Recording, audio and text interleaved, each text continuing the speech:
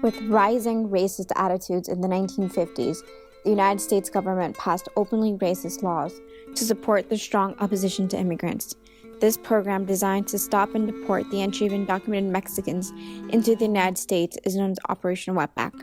Operation Wetback was put into effect by President Dwight D. Eisenhower and initiated on June 16, 1954. The massive rounds of deportations of undocumented Mexicans and U.S. citizens of Mexican descent during Operation Wetback strengthened xenophobia and encouraged anti-Mexican sentiment, a feeling still present today.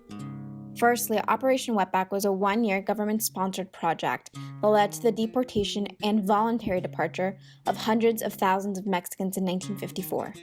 The name of this operation is Wetback because it is a slur used for undocumented Mexican workers.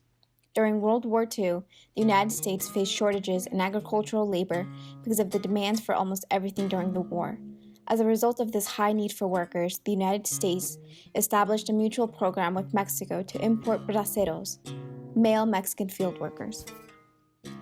Compared to braceros, who were contracted and had some rights, undocumented immigrants who crossed the border to work had even fewer rights. Of course, the farmers were satisfied with the agreement because of the new cheap labor.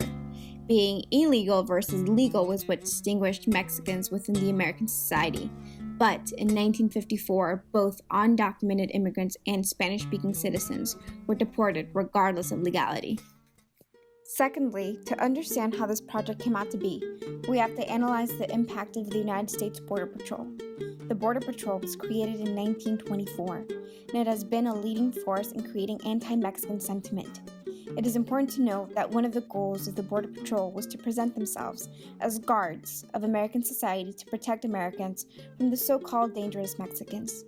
The Border Patrol's biased and racist picture of undocumented Mexicans introduced fear onto American society, and this created a social problem. Labeling undocumented Mexican people as wetbacks supported the Border Patrol's image of Mexican workers being simple-minded, backward, pathetic, and oppressed. Undocumented Mexicans were not only abused by their employers, but by anyone opposed to immigration. This made the Mexican stereotype seem true, because undocumented Mexicans were unable to fight for themselves on either side of the border. Operation Wetback extended to Los Angeles, San Francisco, and Chicago, where the majority of the undocumented community had settled. Within the first 3 months of the operation, 170,000 immigrants had been detained at the rate of 3,000 workers per day. How did the Border Patrol manage to deport such large quantities of people? By sending them on a bus, forcing them into trains, or shipping them on boats. More than 25% of undocumented Mexicans were removed on cargo ships that ran from Port Isabel, Texas, to Veracruz, Mexico. The conditions were so severe that the ships were called 18th century slave ships and penal hell ships. Those who were train lifted were forced onto guarded trains and taken to unfamiliar places.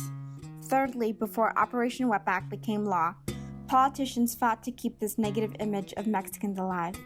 For example, in a 1954 letter sent to President Eisenhower, Senator Hayden from Arizona addresses his alarming concern for the high unemployment.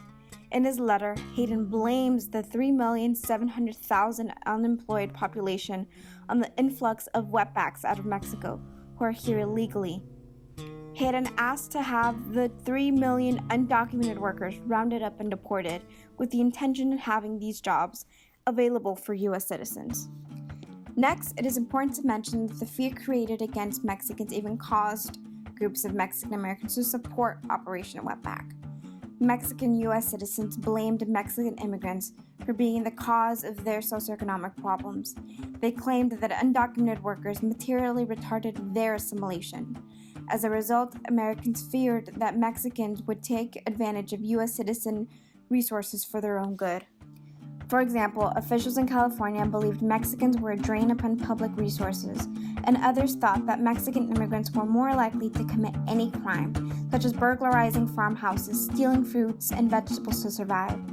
The same ideas are used today when anti-immigrant groups blame Mexicans for the loss of American jobs and accuse all Mexicans of using welfare. As a result of this fear, the American public depended on the U.S. Border Patrol to protect them from the claimed Mexican dangers. To conclude, the fears of Mexicans taking jobs is not a recent idea. The long-lasting effect of Operation Wetback continues to exist today. Most recently, President Trump has been the primary supporter of a contemporary Operation Wetback. Ultimately, Trump's creation of fear and hatred against Mexicans increases the American opinion to deport all Mexicans, stop immigration, and strengthen the border. Let us not forget that even though we are in 2018, the ideas from the 1950s are present today.